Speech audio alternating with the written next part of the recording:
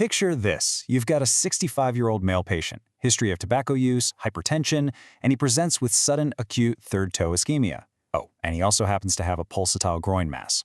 So what's the move here? When a patient comes in with an ambiguous but critical presentation like this, generic management is literally going to fail you. Precise structural anatomy has to dictate your next move. I mean, do you anticoagulate first, send him to imaging, or just rush straight to the OR? Well, hold that thought, because the answer requires a really deep understanding of clinical choice architecture. Welcome to this explainer on high-yield MSK and vascular mechanics, specifically looking at the diagnostic funnel and the intervention boundary. We're skipping the basics today. We're going to map the exact thresholds that pivot patient management from, conservative observation directly to immediate intervention. Module 1, Peripheral Nerve Entrapment Forks. We're starting our diagnostic funnel up in the upper extremities to isolate the exact anatomical vectors of nerve compression. Okay, look at this high-contrast matrix. This maps the strict functional boundaries between median, ulnar, and radial nerve failures. You have to link the structural compression site right to the terminal motor deficit.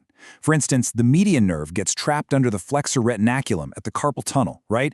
That gives you that classic paresthesia in the first 3.5 digits, and in really severe cases, the benediction sign. Now, contrast that with the ulnar nerve. That's usually trapped at the cubital tunnel in the elbow, which creates a claw-hand deformity affecting the last 2 digits. And the radial nerve? You've got to think mid-shaft humerus fractures in the spiral groove, leading directly to a wrist drop. So, how do we isolate that median nerve entrapment? Well, we rely on mechanical provocation. We use the Tinel test, which is a direct volar tap over the nerve, and the Fallon maneuver, where you utilize dorsal hyperflexion of the wrists.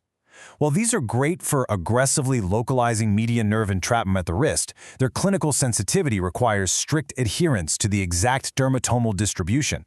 We are talking strictly about the first 3.5 digits. If the numbness is anywhere else, you are absolutely not dealing with standard carpal tunnel syndrome. Let's shift gears to the radial nerve. Say a patient comes in with weakness. How do you actually know it's a radial nerve issue and not something higher up, like in the brachial plexus? The secret here is the intrinsic hand muscles.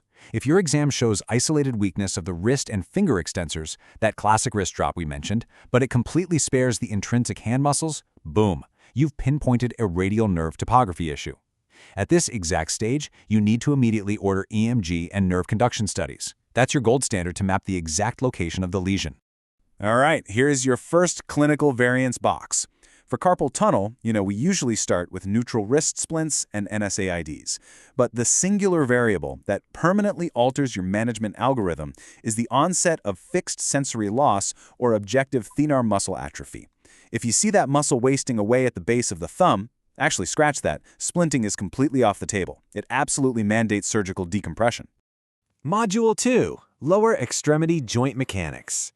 Let's shift our focus downward to systematically catalog structural failures of the knee and ankle. When you compare these biomechanical failures side by side, the distinctions become incredibly sharp. Notice the flat tibial translation of a positive Lockman test? That is your absolute most sensitive indicator for an ACL tear. Now compare that flat translation to the mechanical clicking and joint line tenderness of a positive McMurray test, which zeroes right in on meniscal tears. Understanding these exact maneuvers is what sets your imaging parameters and stops you from just ordering blind MRIs. Once you've diagnosed the knee injury, you're facing an intervention boundary. The choice between conservative rehab and surgical reconstruction hinges almost entirely on a few key things: the patient's age, their baseline activity level, and the mechanical stability of the joint. An older patient with a degenerative meniscal tear, they usually do incredibly well with conservative physical therapy. But a young, competitive athlete with an acute ACL tear or irreparable meniscus, that mandates an operative pathway. You have to restore full joint stability. Moving down to the ankle, the Thompson test is your absolutely critical mechanical checkpoint for posterior heel pain. Here's how you do it. Forcefully squeeze the calf muscle of a prone patient. A normal reflex means the foot plantar flexes, but an absent reflex? That instantly pulls the patient out of the standard tendinopathy pathway. It confirms a significant or even complete Achilles tendon rupture. This next clinical variance box is a massive red flag for patient safety, so listen up. While intrabursal corticosteroids work beautifully for conditions like bursitis, injecting the Achilles tendon is an absolute contraindication. Why? Because it heavily accelerates the degradation of the tendon. You are literally inviting an extreme risk of a catastrophic, complete rupture. Just never do it. Module 3, Shoulder Pathology and Tendinopathy. Let's move upward to a notoriously complex joint, where we have to quickly differentiate between intra-articular and extra-articular failures. So, the rotator cuff seats the humeral head into the glenoid. What's crucial to remember here is the specific physical exam boundary. If a patient presents with an inability to resist downward pressure during the empty can test, where their arms are straight out and thumbs are pointing down, they've specifically compromised their supraspinatus muscle. Recognizing this mechanical failure is exactly what forces us to select the right diagnostic imaging. And this perfectly highlights why your choice of imaging modality is so important. Look, a simple ultrasound is totally fine to identify bursitis, but an MRI, that is fundamentally required to map the exact extent of a rotator cuff tear, delineate the specific muscle involvement, and actually plan surgical seeding if those conservative measures fail. But what if it's not a tear? Differentiating chronic tendinosis from acute bursitis relies heavily on the temporal nature of the pain and joint stiffness. Tendinosis is chronic. It actually lacks acute cellular inflammation. It feels stiff initially, improves a little as the patient warms up, but then aches terribly after prolonged stress. Bursitis, on the other hand, that's an acute, sharp fire localized right over an inflamed bursa.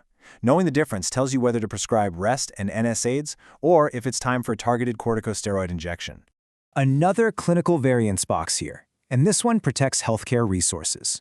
Do not blindly order X-rays or MRIs for ambiguous joint pain right out of the gate. Unless there's acute trauma or a glaring red flag like an infection or suspected fracture, you need to initiate targeted conservative therapy first. Only if they completely fail to improve after 6 to 8 weeks do you finally cross that threshold into advanced imaging. Module 4, Vascular Thrombosis and Ischemia Boundaries. Finally, we reach our last section, where delayed choice doesn't just mean a longer recovery, it results in permanent ischemia or death. Deep venous thrombosis, or DVT, is governed entirely by the Virchow triad. You're looking for venous stasis, endothelial trauma, and hypercoagulability. Clinically, you'll see unilateral leg edema, redness, and calf warmth. But you can't just guess here. You are forced to use a strict pre-test clinical probability assessment, using the Wells criteria to determine if the patient actually crosses the threshold for a duplex ultrasound. If a DVT or pulmonary embolism is actually confirmed, this step-by-step pathway highlights your flow of intervention. You almost always begin with standard anticoagulation, like low molecular weight heparin, but you must be ready to pivot. If the patient has a recent massive hemorrhage, for example, you pivot to an IVC filter. And you reserve the absolutely most aggressive therapy, thrombolysis, for catastrophic hemodynamic collapse. Now, understanding the exact indication for an IVC filter is highly specific. It is definitely not a first-line treatment. It's a mechanical trap placed in the inferior vena cava, strictly reserved for when standard pharmacological anticoagulation poses an active threat to the patient's life, or if they are throwing recurrent emboli despite being fully medicated. The clinical variance box here is stark. If you've got a massive saddle pulmonary embolism causing right heart failure and hemodynamic instability, the standard rules completely fly out the window. You instantly alter your pathway, bypassing heparin entirely, and demand immediate life-saving thrombolysis or a surgical embolectomy.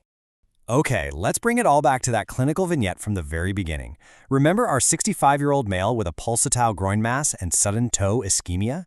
The crucial point is connecting those two seemingly distant symptoms. The pulsatile groin mass is a femoral artery aneurysm, and that sudden toe ischemia, it strongly points to that aneurysm forming a clot and shedding a distal embolus straight down into his foot. In this exact scenario, your sequencing has to be flawless. If you just give him blood thinners right away, you might cause catastrophic bleeding when the surgeons inevitably go in. So the correct choice architecture here is rapidly diagnose, then immediately execute surgical arterial repair to fix the aneurysm and restore blood flow. You deliberately delay initiating long-term medications like rivaroxaban until after the operation to avoid exsanguination. Sequence is literally everything here. As we wrap up this explainer, I want to challenge your own clinical choice architecture. When those subtle clinical variables present themselves, like a spared intrinsic hand muscle, a positive Thompson test, or an ischemic toe linked to a groin mass, will you be ready to cross the intervention boundary? Or will observation cost your patient their limb? Master your thresholds, trust your mechanics, and we will see you in the next explainer.